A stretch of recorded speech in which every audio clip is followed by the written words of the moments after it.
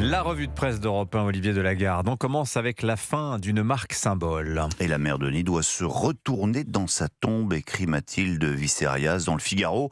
La mère Denis, égérie du lave-linge vedette dans les années 70, parce que l'on a appris hier, la maison mère Brandt, qui possédait également Sauter de Dietrich, va fermer. 750 emplois vont disparaître. Avec Brandt, c'est plus que la fin d'une époque, se désole l'un des syndicalistes de l'entreprise.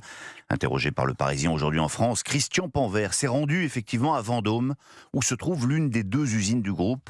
Le maire de la ville parle d'un drame humain. À ses côtés, le préfet du Loir-et-Cher, explique-t-il, entend par sa présence marquer le soutien de l'État.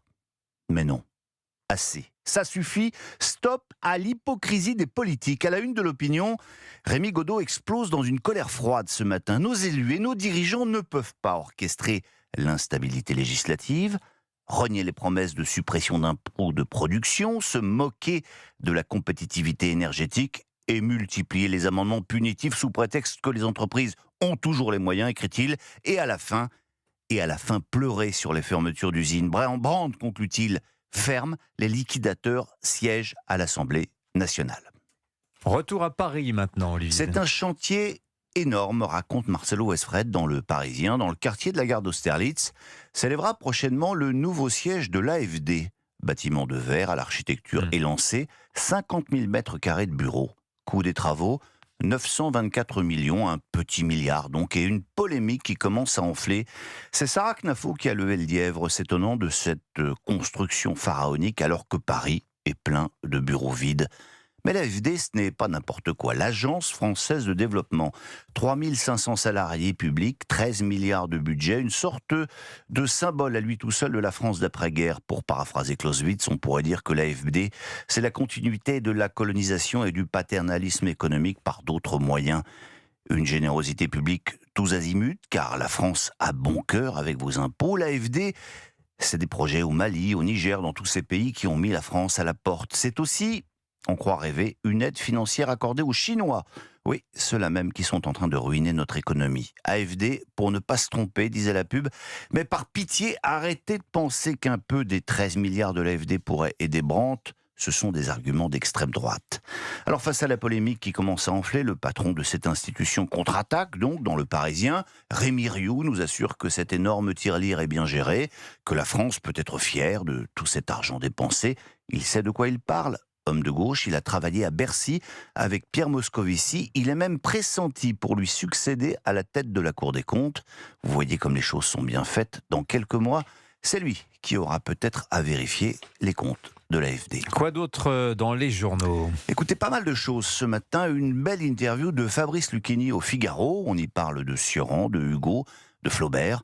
Les écrivains sont les patrons. Je suis leur obligé, déclare-t-il à Vincent Trémollet de Villers.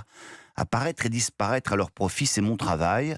C'est un rythme, une alternance, une oscillation pour atteindre l'instant miraculeux où se rejoignent le génie d'un auteur et dans le public, la grâce d'un silence habité.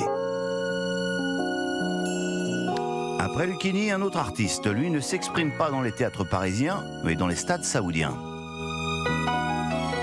J'ai besoin qu'on m'aime, mais personne ne comprend ce que j'espère et que j'attends.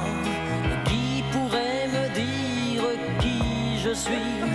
Et j'ai bien peur toute ma vie d'être incompris. Eh oui, c'est l'incompris du foot français, Karim Benzema, qui fait des offres de service. Très longue interview à l'équipe pour dire, sans le dire, qu'à 38 ans, il rêve de jouer la Coupe du Monde de foot avec les Bleus. Si on m'appelle, je viens, dit-il. Mais abandonnons Benzema pour un loup, si vous le voulez bien. Un loup qui a plutôt des faux airs de Christian Carambeu, d'ailleurs. Et si je vous fais écouter ce vieux tube de Claude François, c'est à dessein, parce que c'est la bande-son d'une sorte de conte de Noël dont notre loup est le héros.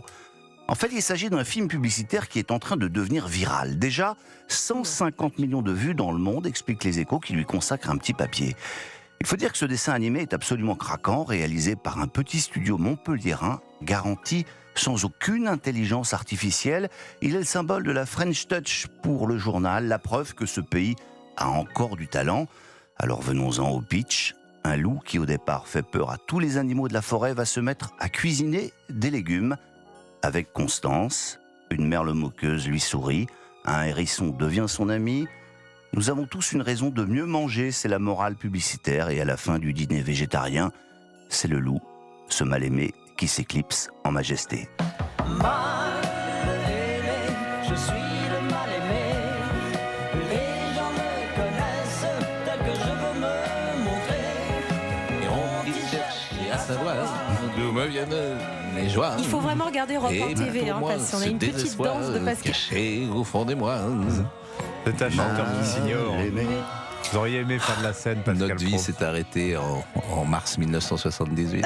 On va parler pour vous. Allez, dans ce Claude François. Le 11 mars. Le 11 mars, mais chacun sait. vous étiez dans un grand fan de Claude François. Oh oui, j'étais jeune, mais je trouve que c'est assez extraordinaire d'ailleurs combien il est présent aujourd'hui dans l'univers des plus jeunes. Vous allez dans une boîte de nuit, des gosses de 20 ans se déhanchent sur Alexandra Ça. et Magnolia Forever. Bon, en tout cas, merci beaucoup Olivier Delagarde pour cette formidable revue de presse.